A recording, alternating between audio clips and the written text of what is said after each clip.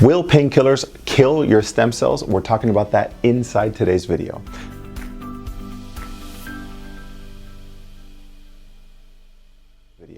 My name is Chris Garcia. I'm a stem cell recovery expert. I'm excited to help you along your journey to feeling better and recovering after stem cell therapy.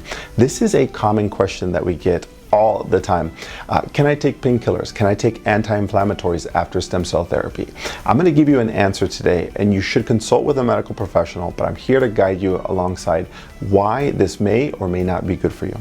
When we look at painkillers, before we talk about medications and painkillers and all these other things, what was the purpose of stem cell therapy? Why did you go to get relief from stem cell therapy? Ultimately, these stem cells are pro-inflammatory. They're going to come in and cause all of this inflammation. If you've already had stem cell therapy, you know what this feels like. You came out with swollen knees, you were irritated, you didn't feel like yourself, and you actually felt worse. Well, that's your body's fighting everything that's happening here.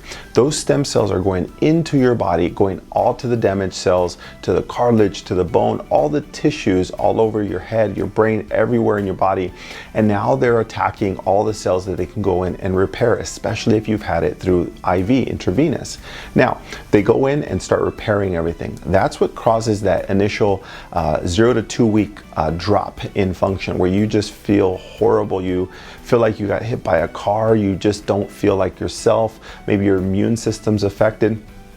And now you have to wonder, okay, now, if that is the goal and the purpose is to cause inflammation, to restart the inflammation process, so those stem cells now start repairing and replacing all of these cells to help you feel your best and alleviate all your pain. All right, that's the purpose of stem cell therapy. Now, when we look at painkillers or anti-inflammatories, we have to think about, well, what does an anti-inflammatory do? It helps reduce inflammation. So on one side of the coin, we have stem cell therapy, which is pro-inflammation. Let's get everything inflamed so we can restart the process, help you feel better. And then you have anti-inflammatories, which is let's slow down the inflammation. Now, we have to be very careful here. Why would we take an anti-inflammatory when we're trying to have inflammation or pro-inflammation? So the anti-inflammatory is an easy answer.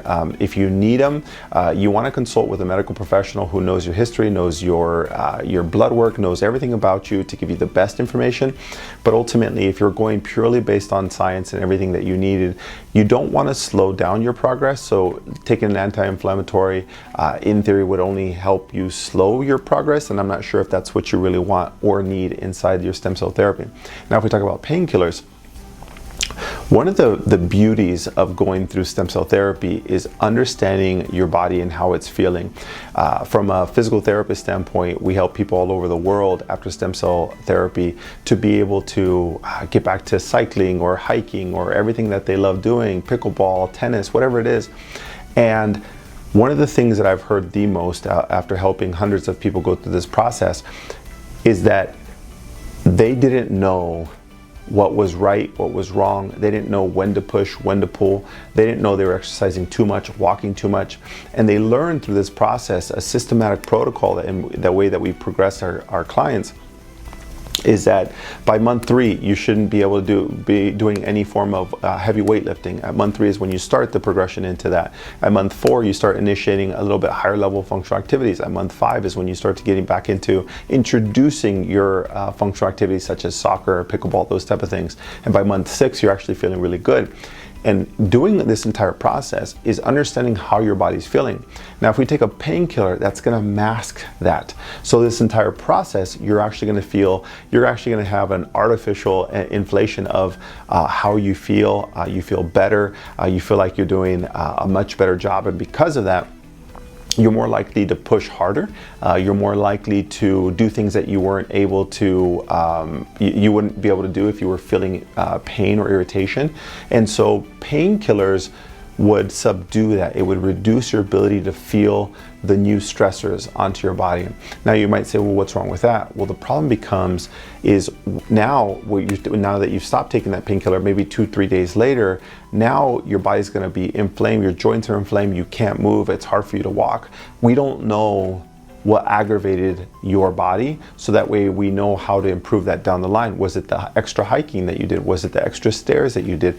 Was it the new squats exercise that you did? And we don't know that. Why? Because your pain tolerance was masked by medication that didn't allow you to feel, wow, I have pain when I squat. I have pain when I went up and down those stairs.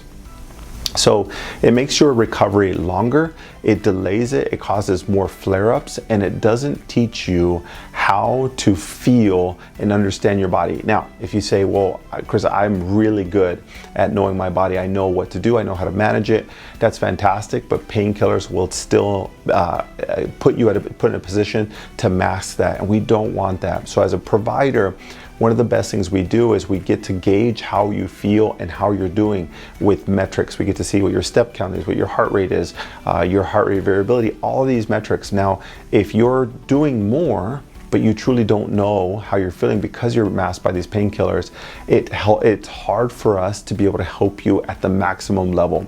So if you're trying to maximize your outcomes, speed up your recovery, painkillers should not be in your equation unless you've consulted with your medical professional, and it is the absolute next best step for you to feel that much better, get out of a flare-up. These are unique cases, but as a general guide, painkillers block you from being able to feel everything that you're going through. And that's one of the best things that you have to accept in this stem cell recovery. You cannot assume that painkillers will get you through this, because that's probably how they got you through, previous chronic pain or previous episodes of flare-ups. In this case, you have 6 months minimum of understanding your body, getting to know it better, what it likes and what it doesn't like. That will help you alongside your recovery. Masking with painkillers and anti-inflammatories will just delay your progress. It doesn't give us more information. You'll have this endless cycle of flare-up painkiller, flare-up painkiller, when you actually have no improvement in function. So if you do that, you'll have this never-ending cycle, and we know we don't want you to be there. We've seen people go through that. So if you're asking, are painkillers good for you after stem cell therapy? Those are unique cases if they are, but as a general guide, we do not advocate for it, so you can understand how your body feels, maximize your flare-ups, so that way you, when you're done with stem cell therapy, are independent and you no longer need those things to be part of your life. And that will set you up for the best possible results after stem cell therapy. If you have any questions about anything I've covered here, whether, is this painkiller here, this anti-inflammatory, whatever it is that you have, feel free to give us a call, send us an email. We'd be happy to help guide you through this process. I understand it's frustrating, it's not easy, it's not textbook, and every human is a little different as they go through this, and we'd be happy to help. So I hope you're having a great recovery, and I hope you're getting the outcomes that you want. Enjoy. Hi, if you found this video helpful, please give it a thumbs up. Don't forget to subscribe and hit the bell notification for my weekly tips on recovering safely to create long-lasting results after stem cell therapy. Thanks, and I'll see you soon.